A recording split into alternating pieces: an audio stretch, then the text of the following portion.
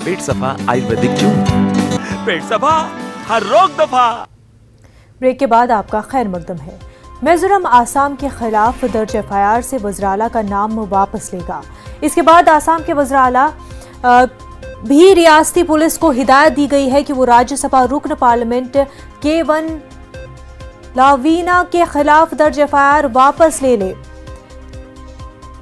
One लावलीना ने पीर को आसाम मिजोरम सरहद पर तशद्दुद के बाद धमकी आमेज बयान दिया था, जिसकी वजह से आसाम पुलिस उनके खिलाफ कार्रवाई कर रही है। ताहम हेमंता बिस्वा शर्मा ने कहा है कि इस केस की पैरवी दीगर पुलिस अफसरान के खिलाफ की जाएगी। वज़ीर-ए-आला शर्मा ने कहा कि उन्होंने मीडिया में मिजोरम के वज़ीर-ए-आला के बयानात का ट्वीट नोट लिया है, जिसमें उन्होंने सरहदी तनाज़े को खुश उसलूबी से हल करने की ख्वाहिश का इजहार किया है। उन्होंने मजीद कहा कि आसाम हमेशा शुमाल मशरिक़ की पहचान को जिंदा रखना चाहता है। हम अपनी सरहदों पर अमन को यकीनी बनाने के लिए भी पुरअज़्म हैं।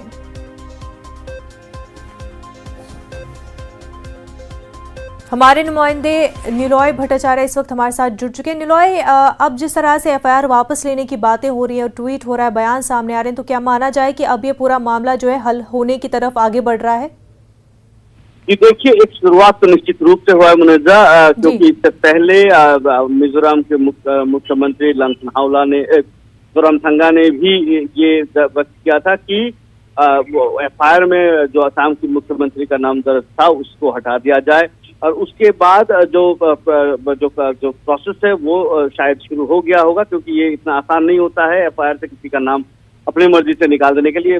ये पुलिस प्रोसीडिंग्स होता है, कोर्ट प्रोसीडिंग्स होता है, तो वो निश्चित रूप से शुरू हो गया है।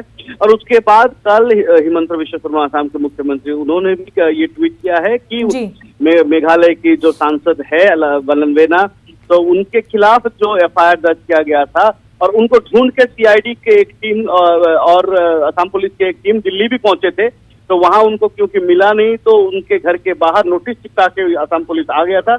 उनको आज के दिन में उनको हाजिर होना था धोलाई पुलिस स्टेशन में, लेकिन असम सरकार के द्वारा ये कहा गया कि उनके खिलाफ जो एफआईआर है वो पुलिस को निर्देश दिया गया है कि उनको उसके एफआईआर को हटा दिया जाए।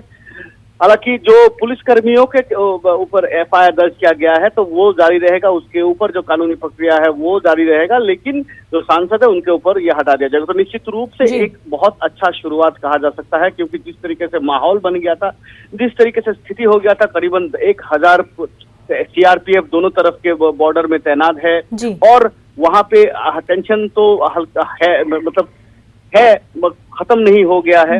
वहाँ इकोनॉमिक ब्लॉकेट की भी बात कर रहे हैं लोग, ट्रेवल एडवाइजरी भी लागू है कि असम के लोग को ये हिदायत दिया गया है कि वो आप अब मिजोरम की तरफ ना रुक करे, 2 दिन रुके और माहौल सामान्य होने तक वहां पे जाने का कोई अगर प्रोग्राम है तो वो कैंसिल कर दिया जाए।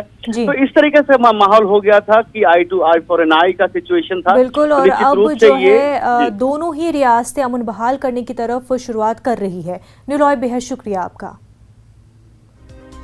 आगे बढ़ते हैं। वज़ीर-ए-आज़म नरेंद्र मोदी आज डिजिटल अदायगी